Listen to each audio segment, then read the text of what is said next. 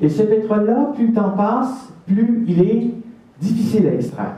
Et ce graphique-là, qui peut-être c'est la première fois que vous le voyez, c'est une notion qui est importante en physique, le taux de retour énergétique. C'est-à-dire combien d'énergie on soutire, combien ça nous prend d'énergie pour soutirer, par exemple, un baril de pétrole. Eh bien, à une certaine époque, avec un baril de pétrole, on en extrayait 100. On avait un très bon rendement. Plus ça va, là avec le pétrole non conventionnel, comme le pétrole des sables bitumineux, avec un baril de pétrole, on en extrait 3. Il y a beaucoup d'énergie qui est perdue à l'extraire, si je peux dire. Donc, et là pour le gaz de schiste, c'est de l'ordre de 10 à 15, etc. Pour le pétrole de schiste, c'est encore moins, et puis évidemment, l'éthanol, le bioéthanol, c'est beaucoup moins. C'est juste pour vous signaler qu'une société mature, une société qui se tarde d'avoir un système éducatif qui se développe, il a besoin d'avoir des énergies qui sont facilement extrayables pour avoir un bon rendement, pour pouvoir, je dirais, offrir les services. Donc, on estime qu'il faut environ 15, un rapport de 15. Donc, avec 1 joule, c'est l'unité énergétique, il faut être capable d'en extraire 15. Ce qui n'est pas le cas avec ce qu'on appelle les hydrocarbures non conventionnels. Si on compare, par exemple, avec l'hydroélectricité, on est de l'ordre de 100, même 200. L'hydroélectricité, on a un bon rendement énergétique, un bon taux de retour énergétique. Donc, les Américains, avec le pétrole de schiste, produisent beaucoup, mais c'est un pétrole qui est un peu plus difficile à extraire que le pétrole saoudien. Ici, il y a une caricature où on voit que les Saoudiens, donc d'immenses réserves de pétrole, ont ouvert le robinet, ont joué avec les prix, et les prix ont plongé même à moins de 40 $ le baril, mais déjà 40 $ le baril, c'est difficile pour les Nord-Américains et le pétrole de schiste d'aller à ce prix-là l'extraire. Ça leur coûte plus cher que 40 $ ou de l'ordre de 40 $. Donc, ici, la caricature montre bien qu'on doit faire des acrobaties pour essayer pour que les compagnies pétrolières américaines ne disparaissent pas. Heureusement, à l'heure actuelle, le prix a remonté quand même substantiellement, et donc les plus faibles n'ont pas survécu, mais les plus fortes sont encore là. Maintenant, le gaz naturel au Québec, parce qu'on a parlé énormément là, l'histoire du gaz de schiste, et en 2010, lors des audiences publiques, on nous disait tout le gaz qu'on consomme ici au Québec, ici on représente une maison, mais c'est surtout des usines, eh bien, ça provenait de l'Ouest canadien, de l'Alberta, 100%. On nous disait c'est 100%. C'est tiré d'une référence de gaz métro. L'idée, c'est que finalement, avec le temps, mais le temps parfois c'est très court, ici on peut voir qu'en 3 ans, entre 2010 et 2013, à un poste frontière américain, on peut voir que le Canada exportait vers les États-Unis et que tout d'un coup, en 2013, c'est le contraire, nous importons des États-Unis du gaz naturel. Donc, c'est un poste frontière, mais c'est juste pour vous signaler quand même l'importance de ce changement-là. Si vous regardez ici, à cette hauteur-là, ça correspond à toute la consommation de gaz du Québec. Donc, on peut voir qu'à ce poste frontière-là, la donne a complètement changé pour nous.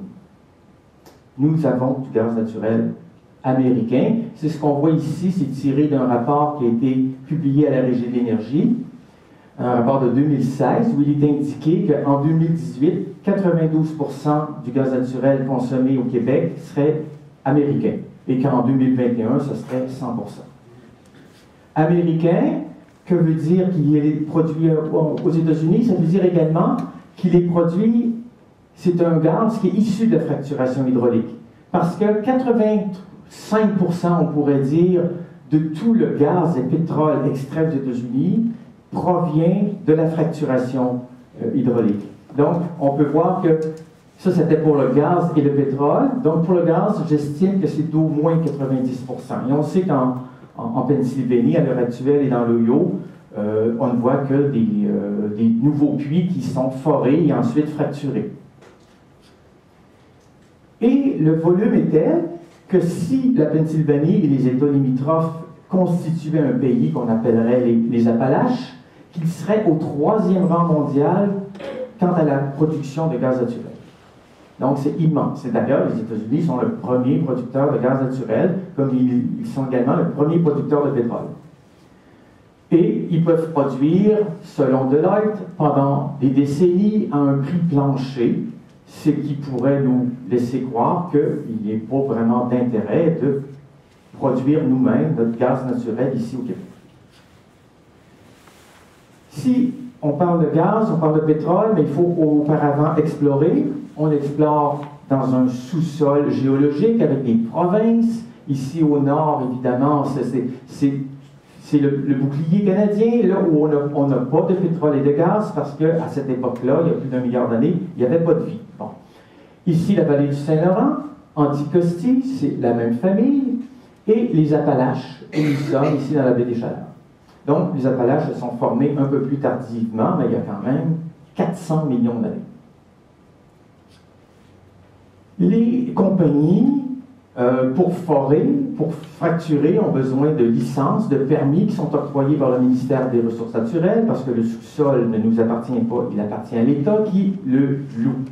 Donc, en Gaspésie, on peut voir dans la région, en 2002, c'est la compagnie Ginex qui détient les droits. D'ailleurs, ils ont foré un puits à Pastébiac. En 2004, il y a un géologue de l'Université Laval. On lui demande de faire un avis sur l'avenir des hydrocarbures au Québec.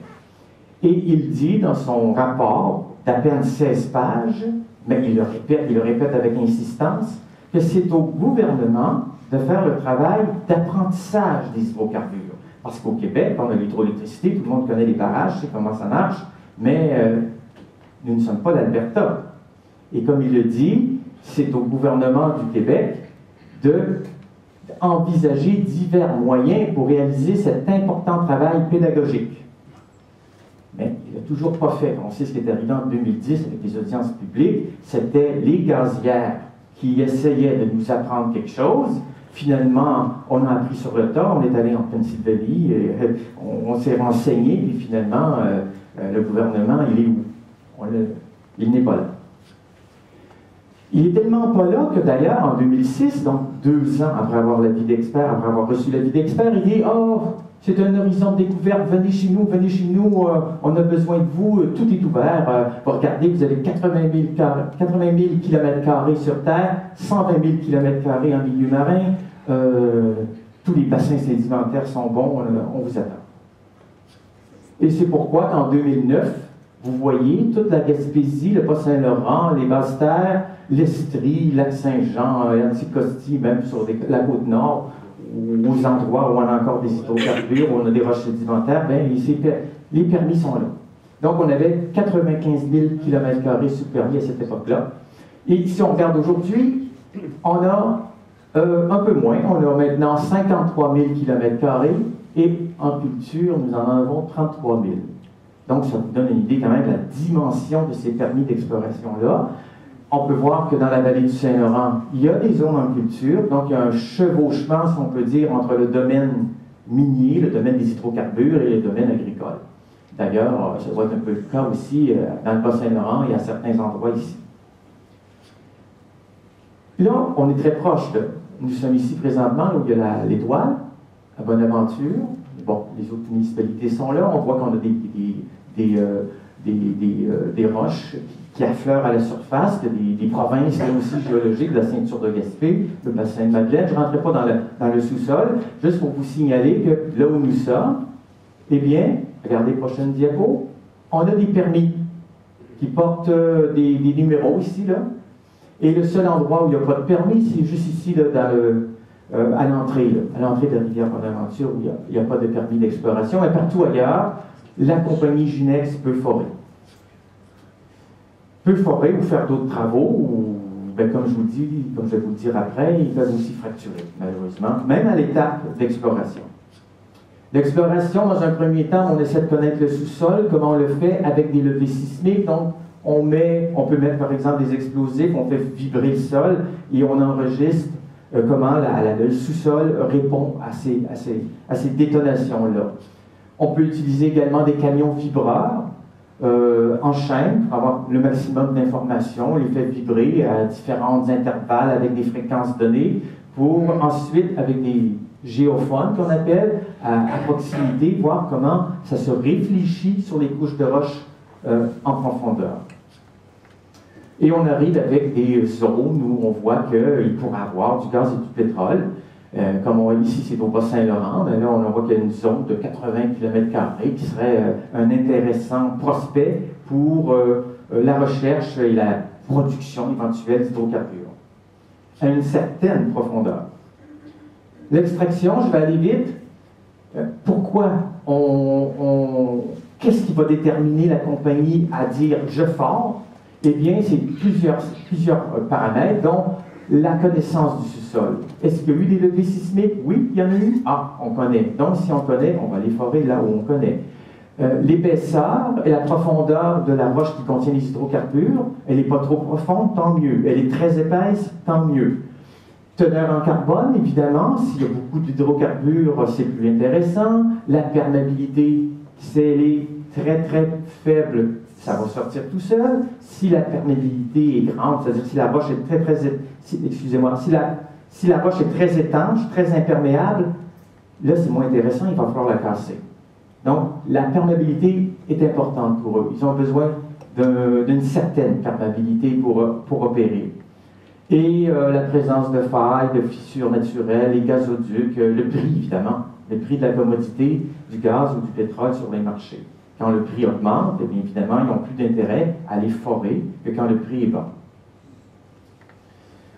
Le forage, ici, c'est juste des photos. Ici, au Québec, c'est à l'île d'Antipostie, avec la tour. Évidemment, on ne voit pas tout le trépan au fond, avec les trains de tiges pour aller gruger le sol, gruger la roche, et puis ensuite, on recueille les retailles en surface, et puis après, on attend que le gaz ou le pétrole remonte.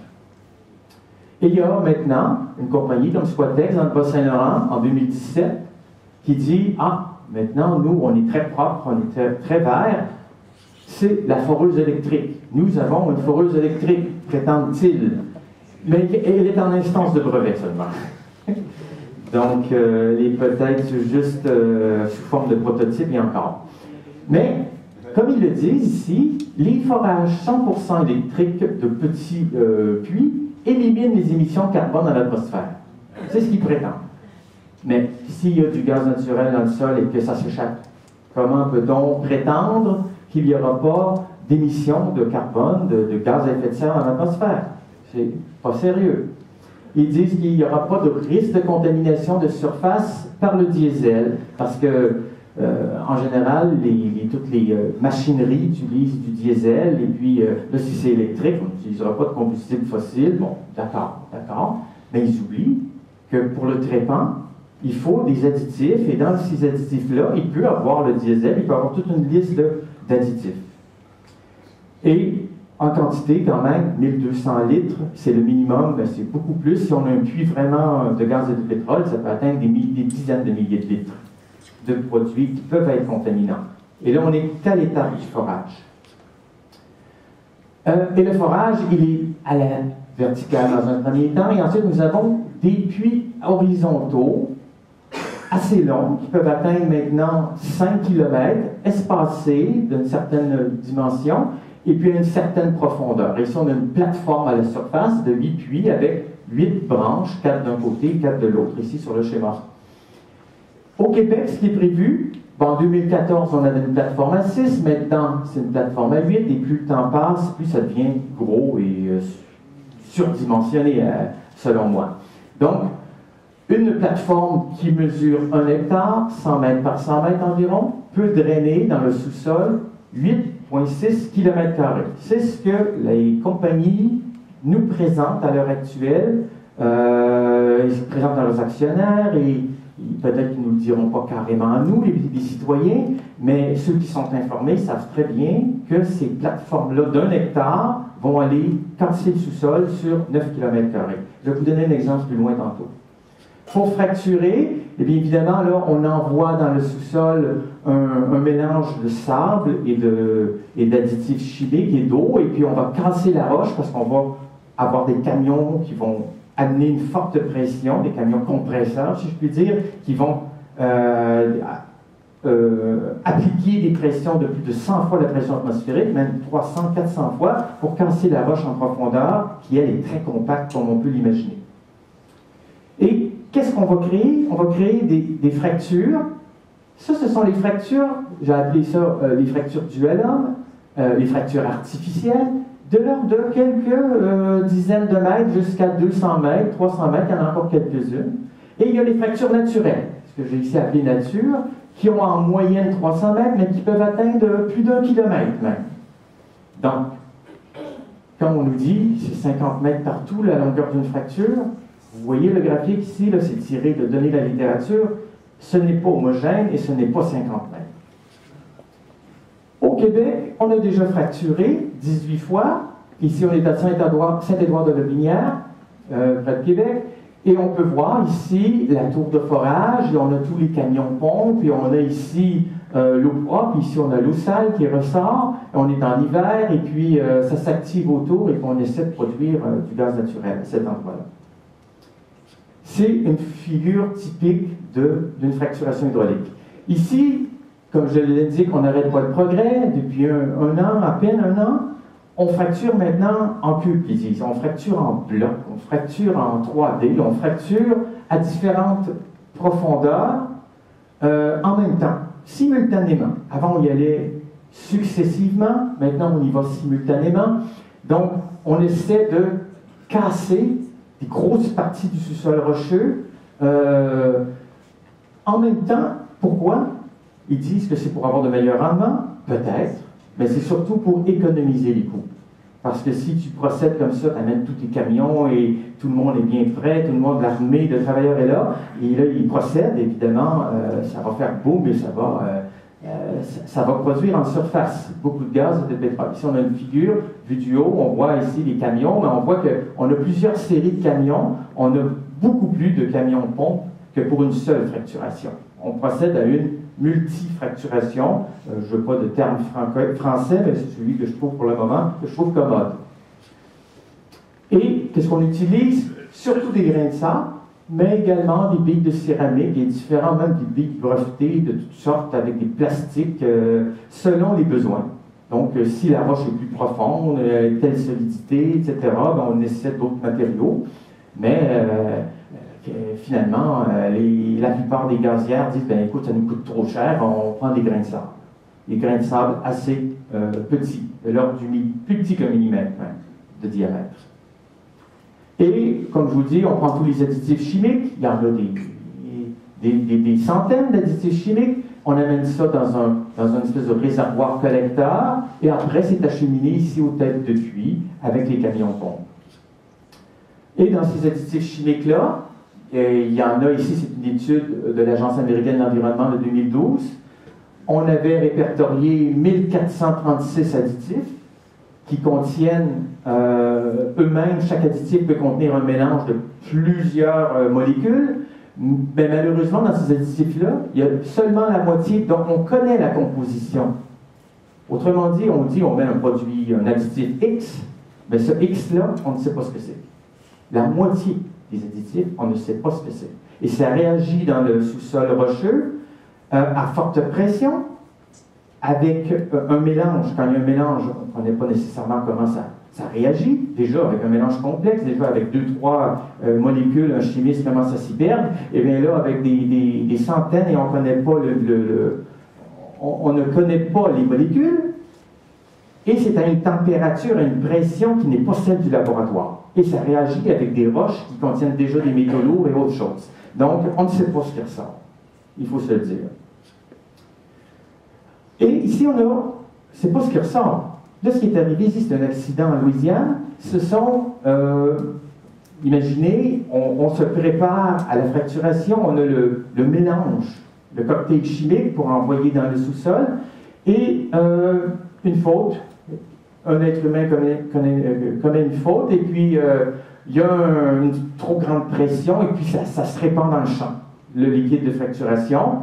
Et bien, les animaux qui sont là, ce sont des vaches, il y en a eu 17, ils ont bu le liquide, comme ça, et 1 heure après, on les a retrouvés morts complètement. Il y a eu des analyses, on a essayé de savoir quelles étaient les molécules fautives, là, mais chose certaine, c'est qu'ils sont morts dans le temps de le dire. Vraiment dans le temps de le dire. Et la compagnie Schlumberger a payé avec l'État 22 000 parce qu'ils n'ont pas déclaré le déversement. Et on peut se demander si le pauvre propriétaire a reçu quelque chose. Sans doute pour le calmer. Mais reste à voir. Et la compagnie, ces compagnies-là, les grandes compagnies, font affaire avec d'autres grandes compagnies qui sont spécialistes de la fracturation, comme la compagnie Halliburton. Halliburton a toute une série de filiales. Il y en a une qui fait de la modélisation, qui fait des logiciels, disons le mot, pour bien voir la fracturation. Donc, ils ont toute une série de microphones sous terre, et quand ça fracture, ils mesurent ça partout, puis ils représentent ça en 3 dimensions, quels sont le réseau de fractures créés. Et là, ils disent, comme ça, tout bonnement dans leur publicité, que la propagation de la fracture, c'est très complexe, c'est beaucoup plus difficile à prédire que ce qu'on peut croire, et que la compagnie d'Hallyburton, le Pinacle, va vous aider à rester dans la bonne zone payante, et ça va optimiser le traitement de la fracturation. Mais ça, c'est de la publicité, comme on peut le voir. Mais on voit qu'on ne contrôle pas une fracturation. On essaie de la mesurer, mais on ne la contrôle pas. C'est 2 choses bien différentes. Maintenant, la protection des sources d'eau potable. Ici, nous sommes à Bonaventure. Nous sommes ici. Le bord de l'eau est là, évidemment. Et là, ce sont des puits d'eau potable qui sont représentés ici par des flèches bleues. Donc, il y en a 174 puits d'eau potable dans une banque de données qu'on appelle la banque SIH du ministère de l'Environnement. Ces puits d'eau potable peuvent être utilisés à des fins domestiques ou non, mais il y a un puits, on va le voir un peu plus loin. Ici, c'est 1 km. Ici, il y a le puits d'eau municipal. Donc, il y a un règlement au Québec qui dit qu'on ne peut pas forer à moins de 500 mètres d'un puits d'eau potable. Donc, j'ai tracé des cercles de 500 mètres autour des puits d'eau potable. Je ne l'ai pas fait pour tous les puits d'eau potable, je l'ai fait pour quelques-uns, mais juste pour vous signaler, comme on va le voir dans la prochaine diapo, qu'une plateforme de forage, ici elle est située près d'une cannebergière, ça m'a toujours fait réfléchir un peu, mais en tout cas, elle est là, elle mesure 100 mètres par 100 mètres, 1 hectare. C'est tout petit. Donc, à l'échelle de tout à l'heure, ici j'ai placé des plateformes de forage. Vous les voyez? Ils sont là, ce sont les points jaunes. Donc, malgré le fait que le cercle de 500 mètres, c'est facile de placer des plateformes de forage ici à Bonaventure. Et chacune de ces plateformes-là, j'en ai mis 3, j'aurais pu en mettre d'autres, eh bien, ils drainent 8,5 km². J'aurais pu mettre un peu plus, j'aurais pu mettre un peu moins, mais 8,5 km², ça commence à faire des km². S'il y en a 3, là, on est déjà rendu à 25 km². C'est dans le sous-sol, mais ça passe sous vos nappes phréatiques, etc., etc. J'aurais pu les orienter également dans l'autre sens, en autant évidemment, qu'on ne sort pas de la zone de licence d'exploration. Si la distance protectrice entre le puits d'eau potable et le puits d'hydrocarbures était de 1 km, 1000 mètres, la situation serait un peu différente, parce que là, les cercles seraient plus grands. Et par exemple, si on regarde la plateforme que j'ai placée tout à l'heure ici, eh bien, on ne pourrait plus la placer là parce qu'elle serait en deçà d'1 kilomètre d'un puits d'eau potable. Donc, évidemment, plus la distance de protection est grande, moins l'industrie gazière peut s'établir et forer à l'intérieur de la municipalité. Donc, comme je vous dis, il y a un puits d'eau potable, ce ne serait pas possible de faire. Donc, on se retrouve, il ne serait pas possible de forer, c'est-à-dire une plateforme qu'on ne serait pas capable d'installer. On se retrouve avec 2 plateformes et 2 zones de drainage. Quand je dis drainage, c'est les zones qui sont fracturées dans le sous-sol. Les conséquences de cette activité gazière et pétrolière, il y en a de plusieurs types. Il y a les erreurs, mais ça, c'est des erreurs dues au fait qu'il y a des vieux puits parfois, et quand on fracture, ça reprend le chemin des vieux puits qui ne sont pas bien bouchés.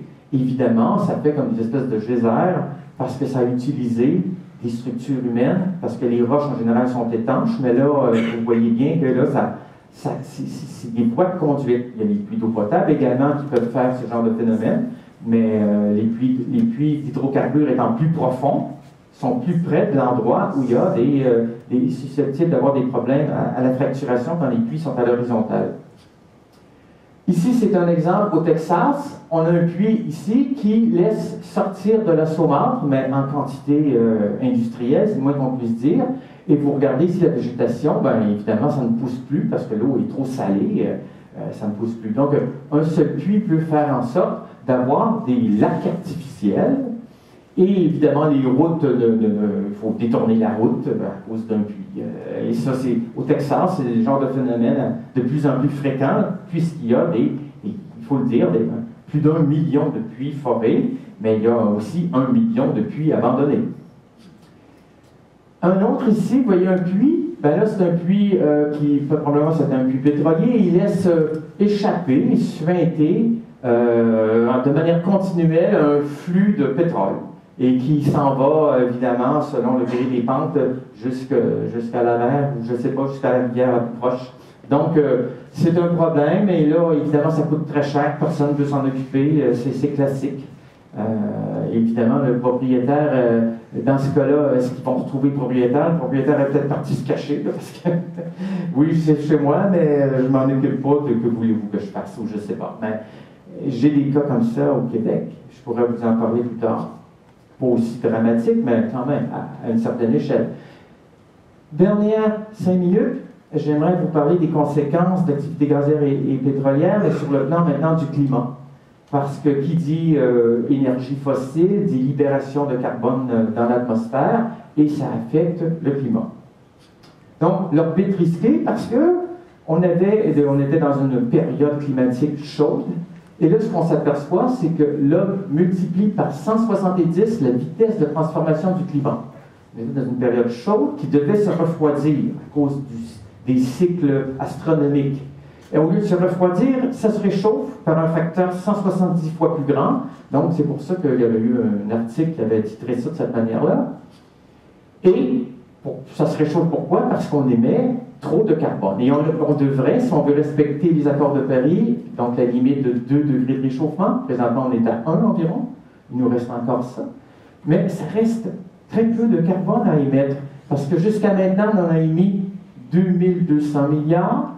700 milliards sont engagés parce qu'on a encore des centrales au charbon, on a encore des gazoducs, des pipelines, et ça, il y a une durée de vie des infrastructures qu'on peut établir. Eh bien, il reste pour les futures générations une petite portion congrue ici de 100 milliards sur les 3000, donc un 30e. Et notre émission de gaz à effet de serre, on croyait qu'en 2016 et 2015, il y avait un certain plafonnement. Eh bien non, les dernières mesures ou les estimés laissent à croire que pour 2017, on aura, parce que tout n'est pas encore complété, les évaluations, mais que pour 2017 et également 2018, il y aura encore une augmentation de nos émissions. Donc, mais regardons, on est autour de entre 35 et 40 milliards de tonnes d'émissions de CO2. Le Québec, c'est 80 millions. Bon, mettons 30 milliards de tonnes. Si on a un budget qui nous reste de 600 milliards de tonnes, ça fait très peu d'années. Et c'est pour ça que plus on attend, plus il va falloir couper rapidement, fermer le robinet là, des émissions. Donc, si on attendait à 2025, on n'aurait que 10 ans pour tout arrêter. Tout arrêter. Donc, pourquoi forer des puits s'il faut tout fermer dans 10 ans? Pourquoi faire des gazoducs ou devenir propriétaire de gazoducs si il faut tout fermer dans 10 ans selon ce que disent les scientifiques, à moins qu'on n'y croit pas aux scientifiques. Mais ça fait déjà depuis au moins 1880 qu'on vous dit que ça va arriver. Je ne vous mens pas. Puis même Arrhenius le disait précisément qu'on atteindrait un réchauffement de 3 degrés Celsius en 2100 si on avait une concentration de l'ordre de 700 ppm. C'est ce qui risque d'arriver. Bon, donc, juste pour vous signaler que plus on attend, plus il va falloir agir rapidement. Et l'horloge climatique, à l'heure actuelle, on peut le trouver sur Internet, on a juste à cliquer 2 fois là-dessus, vous allez voir. Pour 2 degrés, ils vont vous dire que là, il nous reste 8 ans, 5 mois, 3 jours, enfin, c'est probablement moins parce que j'ai tiré cette figure-là il y a déjà quelques semaines.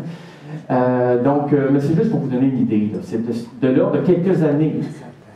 Et quand on entend parfois le premier ministre Couillard ou d'autres ministres dire que on verra la transition énergétique dans 20 ou 30 ans, eh bien, ils ne croient pas les scientifiques, ces gens-là. Parce que s'ils croyaient les scientifiques, ils ne diraient pas ça. En Gaspésie, comme partout ailleurs sur la planète, le réchauffement planétaire s'exerce, on n'a pas d'exception, et on peut voir qu'entre 1960 et ce qui pourrait arriver en 2100, eh bien, il y a un écart de l'ordre de 7 degrés Celsius en moyenne, toute l'année, c'est beaucoup. 7 degrés Celsius, c'est beaucoup. Vous aurez bientôt plus d'hiver. Il faut quasiment se le dire, quand on est constamment au-dessus de zéro pendant l'hiver, ben moi je dis qu'on c'est plus vraiment l'hiver, mais bon. Et c'est ce que prévoit le consortium Uranus si on continue à émettre du carbone comme on le fait présentement. Évidemment, il n'y a pas que nous, il y a les Chinois, il y a les Indiens, il y a tous les autres pays. Alors qu'il faudrait réduire. Mais même en réduisant, vous voyez que ça va encore évoluer parce que une fois qu'on a mis le carbone dans l'atmosphère et qu'on a mis de la chaleur dans les océans, ça ne peut pas se dissiper comme ça. Ça prend des siècles et des millénaires même avant que ça revienne à une certaine normale. Bonaventure, où nous sommes, vous connaissez ici peut-être l'aéroport, eh bien, les scientifiques disent que déjà, avec le réchauffement planétaire qu'on a présentement, avec la quantité de carbone, devrais-je dire, qu'il y a dans l'atmosphère, que les niveaux d'eau des océans vont augmenter de plus de 15 mètres. Ici, le logiciel que j'ai ne peut pas permettre 15 mètres, j'ai mis 20 mètres. C'est juste pour vous signaler que, regardez la côte, avec la route ici, là, à Bonaventure, eh bien, s'il y avait 20 mètres d'augmentation, eh bien, il y a une très grande partie de Bonaventure qui serait sous l'eau. Et c'est comme ça, imaginez la Floride est pratiquement complètement sous l'eau à 20 mètres, et les pays comme le Bangladesh seraient aussi sous l'eau, et la plupart de la population mondiale vivent à moins de 10 mètres d'altitude. Donc 20 mètres, c'est immense comme conséquence. Et qui vous en parle? Je ne sais pas qui, peut-être les rares sont ceux qui vous en parlent. Mais moi, je vous en parle ce soir. Vous m'avez accordé 30 minutes, ou un peu plus peut-être, mais je voulais vous en parler. Je voulais vous montrer. Là, les gens vont dire, oui, mais 30 mètres, quand est-ce que ça va arriver, ou 20 mètres, ou 25 mètres? Vous voyez, les scientifiques, à l'heure actuelle, considèrent que le 25 mètres, c'est le minimum. Mais que ça pourrait atteindre 55 mètres si on continue à émettre du carbone. Et ça peut prendre quelques siècles avant d'avoir le plein effet. Mais le plein effet va arriver, parce qu'une fois que toute cette dynamique-là de réchauffement planétaire s'effectue, puis que la fonte des Groenland, puis la fonte de l'Antarctique, on n'arrête pas des phénomènes comme ça. Quand la banquise fond dans l'Arctique, et qu'il n'y a plus rien pour réfléchir à la lumière, on ne peut pas revenir à remettre la glace. Ça ne se fait pas. Donc, c'est juste pour vous signaler que oui, les effets sont longs, mais ce sont des effets inéluctables dans notre avis. Selon les scientifiques, c'est inéluctable. Et pourquoi que ça arrive? Ben, les gens disent, ben oui, mais la Terre est grande, les océans sont très grands. Mais les océans, c'est ici, là, la petite boule. Vous voyez que par rapport à la Terre, les océans, c'est peu. Oui, c'est quand même une espèce de sphère de 700 km de rayon. Et si on regarde l'eau douce, eh bien là, on a un petit truc ici, là, l'équivalent de 136 km de rayon d'une sphère. Très petit. Regardez l'atmosphère, eh bien, c'est encore là, c'est une sphère de 1000 km en 3D, là, en 3 dimensions. Mais 1000 km, si vous mettez toutes les 1 milliard d'automobiles, et vous faites circuler ça tout le temps, eh bien, vous allez changer la composition de cette atmosphère. On le voit mieux comme ça que quand on regarde le ciel et qu'on se dit c'est immense, à notre échelle c'est immense, mais quand on fait les calculs, faites-les, les règles de 3 suffisent, c'est pratiquement une petite calculette et vous allez voir que ce que je vous dis aujourd'hui, vous allez arriver au même résultat. Donc, pour en revenir à l'idée de départ, avec la thermodynamique que je vous disais, la 4e loi, là, on ne l'appelle pas encore la 4e loi, mais la loi du maximum de dissipation d'entropie, Eh bien, ici, il y a comme une série de propositions qui est tirée d'un Suisse qui s'appelle Rodier, et il dit que pour survivre, une société humaine doit s'adapter à son environnement. Bon, c'est clair, on est des animaux. Et puis, mieux elle s'adapte, plus elle se développe. Eh bien, ça a été notre cas. On a colonisé différents continents et on s'est doté de techniques, etc. Mais plus elle se développe, plus elle modifie son environnement, plus elle le dégrade, plus nous consommons, évidemment, et plus elle le modifie, plus vite nos sociétés doivent se réadapter, d'où une évolution de plus en plus rapide, et c'est ce qu'on constate depuis déjà un siècle au moins. Et là, évidemment, lorsqu'on n'a plus le temps de s'adapter, la société s'effondre. Et là, il y a plein de théories, plein d'auteurs, une nouvelle science pratiquement, la collapsologie. M. Deneau pourra peut-être en parler après moi ou un autre moment, mais c'est vraiment quelque chose qui maintenant nous interpelle. La collapsologie, parce que nous dégradons tellement vite notre environnement qu'on peut se demander comment on peut réagir vis-à-vis de ça. Donc, je vous remercie et bonne fin de soirée.